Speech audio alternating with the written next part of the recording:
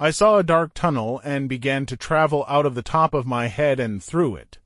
After traveling through this space, I felt relieved to see an open, expansive area that looked like a night sky. I continued flowing through this expanse without control. I felt that I was being pulled or controlled through this process. I felt no fear at this point, but had a slight sense of curiosity about where I was, but no fear.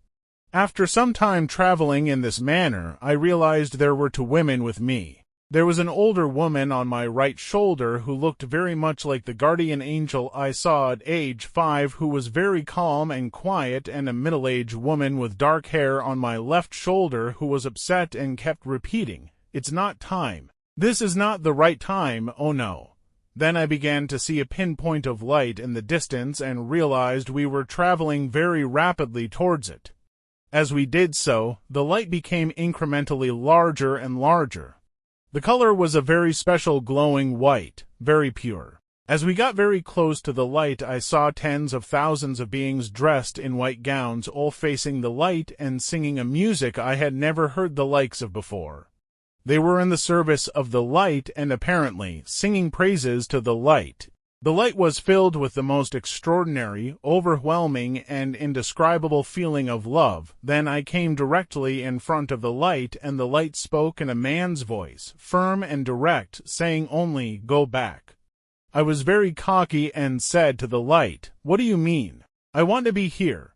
"Hey." The light then spoke again and said, "Go back. You have a great deal to learn." I instantly was shocked into recognizing I had no choice and filled with sorrow at leaving, rapidly flew back, re-entering the top of my head. I became conscious in the ambulance and heard the attendant say, "She's going to make it, we hope."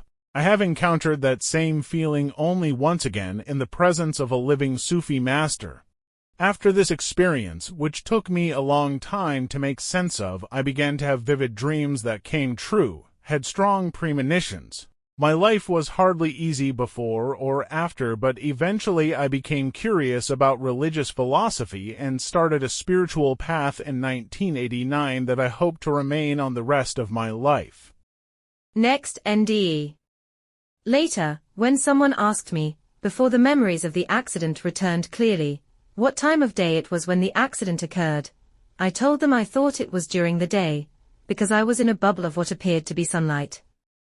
It was only later that I recalled that I had left NDEs just before 9:00 p.m. I remained conscious until I was in the emergency room. I was unconscious for the next day and a half, only awakening once when I realized that I was suffocating to death. I was immediately taken up into a black void, where I began to see what I somehow instinctively knew were beings that had once been human.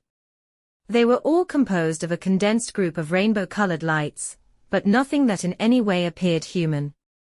I could feel their thoughts like a cool breeze passing right through me. My own identity appeared to also be composed of light.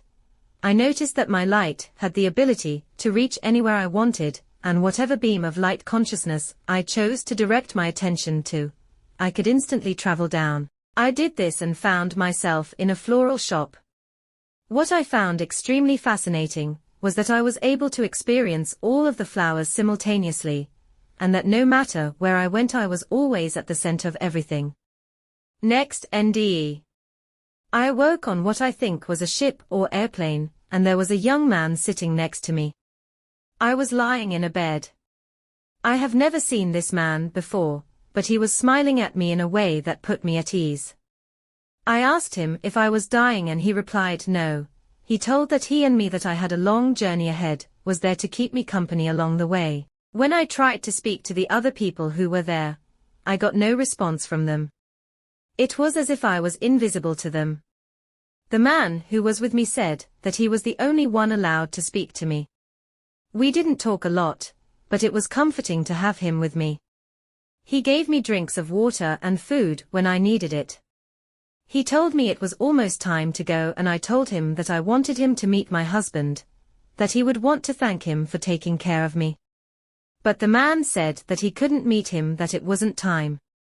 I awoke in intensive care where I had been for 5 days. I thought that I had been traveling to meet my husband, when in fact I had been on life support.